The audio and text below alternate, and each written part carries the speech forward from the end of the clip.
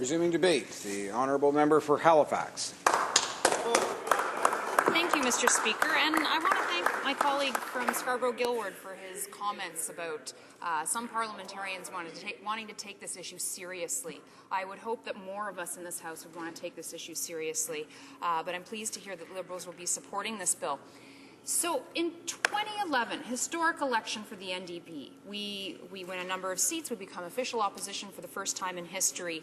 And we were here for meetings, caucus meetings, right after that election. And my phone rings. And I know it's Jack Layton calling me. And what he's doing is he's calling round to people, asking them to serve in his shadow cabinet. So he's asking us to serve in these roles where we shadow the Prime Minister's cabinet in different roles. And the phone rang, and he asked me if I would serve as the environment critic, and I was thrilled. I was thrilled because all I've ever wanted to work on are issues of justice. And for me, Mr. Speaker, justice is social justice, it's economic justice, and it's environmental justice. So I was really excited to work on this portfolio, and I'm on the phone with him, and I said, Jack, I want to meet with you and I want to talk about what is my mandate here. If I'm working on the environment portfolio, what mandate should I serve under? And he said my name, and he said, you know what, we'll have a lot of time to talk about that. But he said the most important issue, you need to understand that the most important issue facing us today is climate change. Because climate change affects poverty, it affects security, it affects agriculture, famine, it's everything. It has the potential to affect everything. So everything you do has to be through that lens of climate change. Mr. Speaker, Jack and I never got to have that follow-up talk.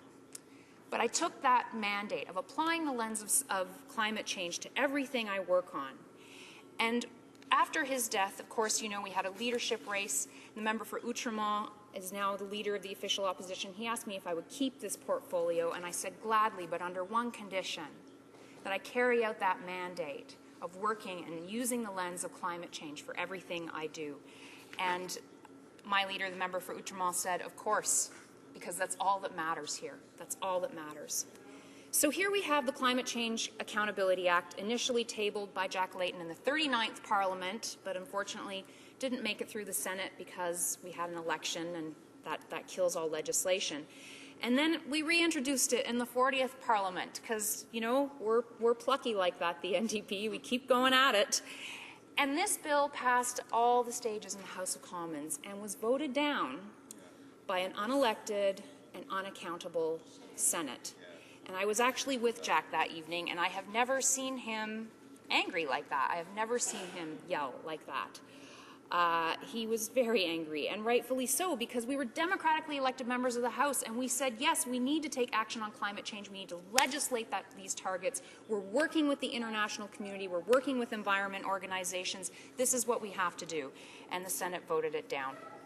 So you know what, Mr. Speaker, it's the 41st Parliament, and we brought it back. And I really want to thank my colleague, I want to applaud my colleague, the member for Beaches East York, for his commitment to climate change, his commitment to his constituents, and his commitment to our future. We all owe him for bringing this bill back after his election. You know what, we're bringing it back, Mr. Speaker, and if it fails, we'll bring it back again.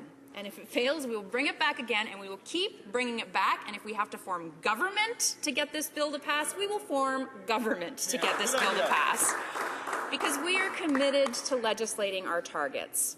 So how will we achieve these reductions? First, of course, we're going to legislate the targets just like this bill says, and then we're going to act. Well, as you know, Mr. Speaker, we're the only party, recognized party in the House of Commons that has committed to putting a price on carbon. And our preferred mechanism is cap and trade, as it was in the last election. But you know what, Mr. Speaker, it's not just about a price on carbon. It's not about cap and trade or carbon tax or fee and dividend. These are these little economic models, these mechanisms, and you know what, they work. We've seen them work around the world. But it's not just about a price on carbon. I am really proud to be a member of the NDP, a social democratic party. Social democratic parties have a history of leading economic transformations.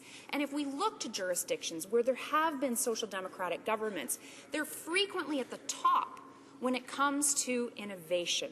They're at the top of the list, and you can draw lessons from our history as Social Democrats to create that green transformation that we need here in Canada.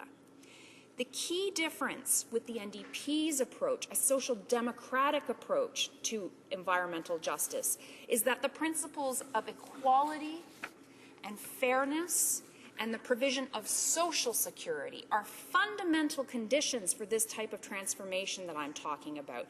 And that's the transformation that we need to deal with climate change. These things are must-haves. They are not things that would be nice to have. We have to build solidarity if we are going to tackle climate change. So we need to focus on capturing the benefits of a green energy economy. We need to make sure that people receive the benefits of energy efficiency services. We need to ensure that cities and our local communities can grab a hold of the green technology sectors. That solidarity is what I'm talking about, Mr. Speaker. I heard the Parliamentary Secretary to the Minister of Environment say, well, you know, what kind of wacky technology are you going to use to bring down these emissions? Well, how about the wacky technology of energy efficiency? Because the cheapest source of energy is the energy that we don't use. I know it sounds wacky, but these energy efficiency programs, if we look at the old energy, home energy retrofit programs, it created jobs in every single community, from Nanaimo to Ecum to Brantford. Every community, they'd have 2 energy auditors, they'd have 4 home retrofitters. Those jobs were in all of our communities. So that was our local economy. It also brought down our emissions. Obviously, we saw the results from Environment Canada. We saw good reduction in emissions. And then it also put money in our pockets.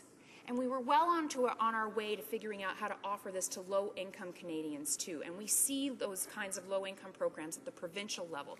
That's what I'm talking about when I say solidarity building is key to fighting climate change. That's what I'm talking about when I say we need to look at the social, environmental, and economic aspects of justice. So the NDP is committed to investing in green tech, in renewables. We're committed to things like loan guarantees to provinces and First Nations who want to capture that exciting transition to the green energy economy.